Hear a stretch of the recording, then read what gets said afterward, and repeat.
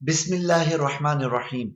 میرے دوستو، پچھلی ویڈیو میں آپ نے سمجھا تھا کہ کچھ چیزیں ہوتی ہیں جو دوسرے میں تبدیلی کرتی ہیں، اور مثال کے طور پر کوئی شخص آ کر گالیاں بکتا ہے تو لوگوں میں غصے کی حالت پیدا ہو جاتی ہے۔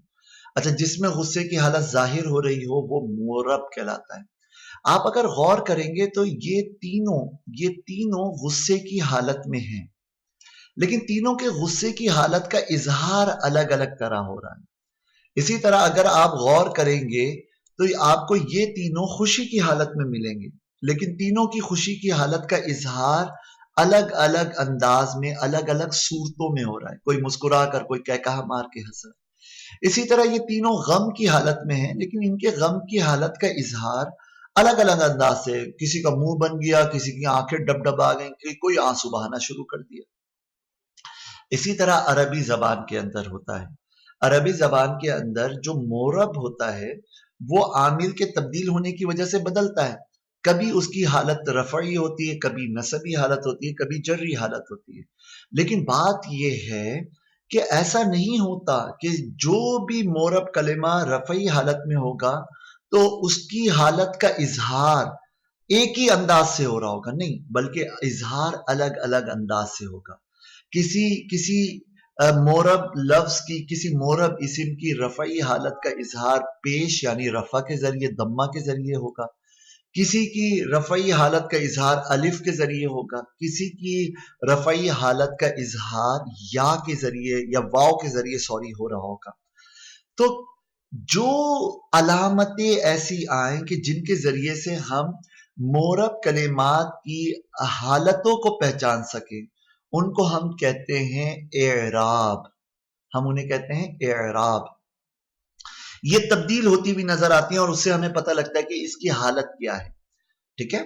اور یہ جو اعراب ہوتے ہیں یہ دو طرح کے ہوتے ہیں، یا تو حرکات ہوتی ہیں، حرکات زبر زیر پیش، دو زبر دو زیر دو پیش کو کہتے ہیں۔ ان حرکات کے نام ہیں۔ اگر پیش یا دو پیش ہو تو اس کو رفع یا ضمہ کہتے ہیں۔ جس لفظ کے آخر میں پیش یا دو پیش آئے اس کو مرفوع یا مبنی بر ضم کہتے ہیں۔ زبر یا دو زبر کو نصب کہتے ہیں یا فتح کہتے ہیں۔ جس لفظ کے آخر میں نصب یا فتح آئے اسے منصوب یا مبنی بر فتح کہتے ہیں۔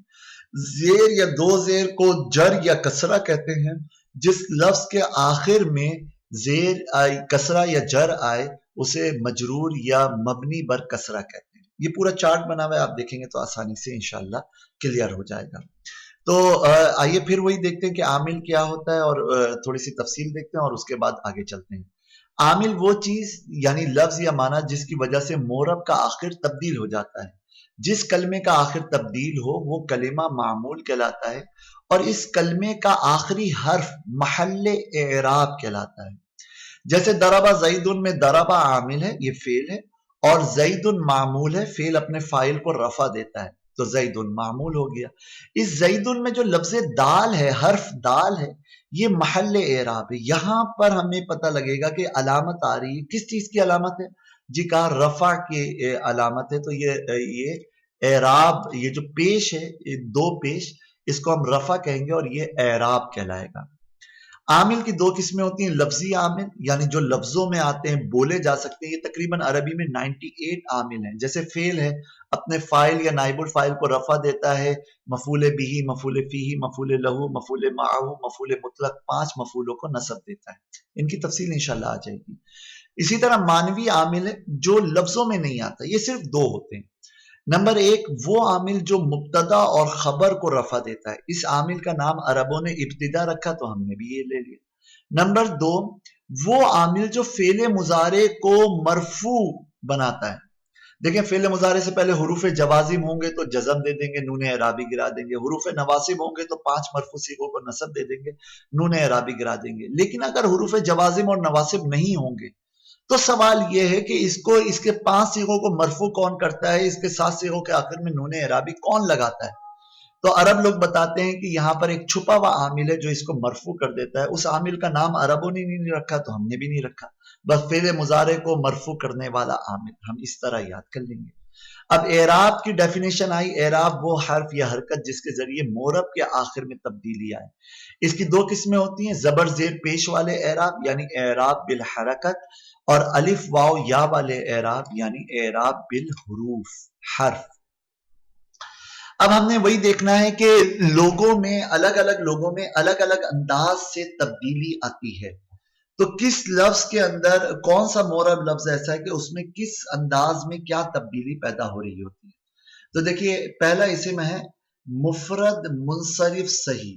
مفرد کا مطلب ہے واحد اسم ہوگا، اکیلا ایک اسم ہوگا. منصرف کا مطلب ہے اس پر کسرہ اور تنوین آ سکتی ہوگی، یعنی زیر بھی آ سکتا ہوگا، دو زبر دو زیر دو پیش بھی آ سکتا ہوگا. صحیح کا مطلب یہ کہ اس کے آخر میں واو یا الف نہیں ہوگا. اوکے، ایسا اسم جو ہوتا ہے اگر وہ حالت رفعی میں ہو تو اس کی حالت رفعی دمہ یعنی ایک پیش یا دو پیش کے ذریعے ظاہر ہوتی ہے. اگر حالت نسبی میں ہو تو وہ اس کی حالت نسبی فتحہ یعنی ایک زبر یا دو زبر کے ذریعے ظاہر ہوتی ہے. اور اگر وہ حالت جری میں ہو تو اس کی حالت جری ایک زیر یا دو زیر یعنی کسرہ کے ذریعے سے ظاہر ہوتی ہے. جاری مجرا صحیح وہ اسم ہوتا ہے جس کے آخر میں حرف علت ہو، جیسے واو یا ہو، لیکن اس سے پہلے والا حرف ساکن ہو. تو پہلے والا حرف ساکن ہو نا، تو اس وجہ سے عرب لوگ کہتے ہیں یہ صحیح نہیں ہے، لیکن چونکہ پہلے والا لفظ ساکن ہے اس وجہ سے ہم اس کو صحیح کے قائم مقام قرار دے دیتے ہیں. اور صحیح کے قائم مقام کو عربی میں کہا جاتا ہے جاری مجرا صحیح. تو جاری مجرا صحیح وہ اسم جس کے آخر میں حرف علت ہو لیکن اس کا ما قبل کا مطلب ہوتا ہے پہلے والا لفظ ساکن یعنی جزم کے ساتھ ہو. جمع مکسر وہ جمع جس کے آخر میں اونا اینا آتن آتم نہیں ہوتا. جمع مکسر ایک ایسی جمع مکسر جو منصرف ہو. کیا مطلب؟ اس پر کسرہ بھی آ سکتا ہو، زیر بھی آ سکتا ہو، اور تنوین یعنی دو زبر دو زیر دو پیش بھی آ سکتا ہو. یہ تین طرح کے اسم ایسے ہیں کہ ان کی حالت رفعی دمہ سے، حالت نصبی فتحہ سے، حالت جری کسرہ سے آتی ہے. غیر منصرف وہ اسم ہوتا ہے کہ جس کے آخر میں زیر نہیں آتا اور دو زبر دو زیر دو پیش نہیں آتا. اس کے پاس صرف دو آپشن ہوتے ہیں، یا تو آخر میں سنگل پیش آئے گا یا آخر میں سنگل زبر آئے گا. غیر منصرف کی حالت رفعی دمہ سے یعنی ایک پیش کے ساتھ، حالت نصبی فتحہ سے یعنی ایک زبر کے ساتھ، اور حالت جری میں آنا تو زیر چاہیے تھا لیکن اس کے پاس زیر کا آپشن ہی نہیں ہوتا، تو ہم پڑوس کا زبر لے لیتے ہیں کہ حالت جری بھی فتحہ سے آتی ہے. تو دوسرے لفظوں میں غیر منصرف کی حالت رفعی دمہ سے، حالت نصبی فتحہ سے، اور حالت جری بھی فتحہ سے آتی ہے. جمع مؤنث سالم وہ جمع ہوتی ہے جس کے آخر میں آتن یا آتن ہوتا ہے. اس کے پاس آتن کا آپشن نہیں ہوتا تو اس پر زبر نہیں آ پا رہا ہوتا نا. تو جمع مؤنث سالم کی حالت رفعی دمہ سے، حالت نصبی کسرہ سے، اور حالت جری کسرہ سے آتی ہے. یہاں پہ حالت نصبی میں دو زبر آنا چاہیے تھا لیکن وہ دو زبر نہیں آ پاتا اس کے پر، تو ہم پڑوس کا دو زیر لے لیتے ہیں. اب آپ غور کریں گے یہ 5 طرح کے اسم ہیں، ان کی جو حالتیں ظاہر ہو رہی ہیں، جن علامتوں سے ظاہر ہو رہی ہیں، وہ رفع یعنی دو پیش یا ایک پیش، یا دو زبر یا ایک زبر، یا دو زیر یا ایک زیر ہے. اور زبر زیر پیش جو ہے وہ حرکات ہیں، تو ہم کہہ سکتے ہیں کہ ان کے اعراب بالحرکات ہیں. آگے دیکھیے کچھ اسم ایسے عربی زبان میں 6 اسم ایسے ہیں جو نارمل ہوں تو انہیں مکبرہ کہتے ہیں، اگر وہ واحد ہوں موحدہ، اور اگر وہ کسی دوسرے اسم کی طرح مضاف ہوں. تو ان کی سچویشن کیا ہوگی؟ 6 اسم جو نارمل ہیں، واحد ہیں اور مضاف ہیں. اس پوری بات کو عربی میں یوں کہا جاتا ہے اسماء ستہ مکبرہ موحدہ مضافہ. وہ 6 اسم کون ہیں؟ ابن، اخن، ہمن، ہنن، فمن، زو. یہ 6 اسم جب مضاف ہوتے ہیں، یہ ان ساری شرطوں کے ساتھ ہوتے ہیں، تو ان کی حالت رفعی واو سے آتی ہے. جیسے ابن کو مضاف کر دو بکرین کی طرف، بکر کے اب یعنی والد، تو پھر ان کے اوپر دو پیش ایک پیش نہیں رہے گا بلکہ ان کے آخر میں واو آ جائے گا حالت رفعی میں. حالت نصبی میں الف آ جائے گا، ابا بکرین ہو جائے گا، اور حالت جری میں یا آ جائے گا، ابی بکرین ہو جائے گا. تو اب ہمیں اسے یاد ایسے کرنا ہے، اسماء ستہ مکبرہ موحدہ مضافہ کی حالت رفعی واو سے، حالت نسبی الف سے، اور حالت جری یا سے آتی ہے۔ ہم نے پڑھا تھا کہ وہ اسم جو جس کے آخر میں آنی یا عینی ہو وہ دو یا زیادہ افراد کو بیان کرتا ہے۔ اسی طرح کہ دو لفظ اور ہیں، قلعہ اور قلتا، ان کا مطلب ہوتا ہے دونوں ہی۔ یہ ضمیر کی طرف مضاف، یہ عام طور پہ مضاف ہو کر استعمال ہوتے ہیں۔ اسی طرح دو الفاظ اور ہیں، اسنانی اور اسنتانی، ان دونوں کا مطلب ہوتا ہے دو، ٹھیک ہے۔ تو یہ 5 طرح کے الفاظ ہو گئے نا، تسنیہ، قلعہ اور قلتا، اسنانی اور اسنتانی۔ ان سب کی حالت رفعی الف ما قبل مفتوح سے آتی ہے۔ کیا مطلب؟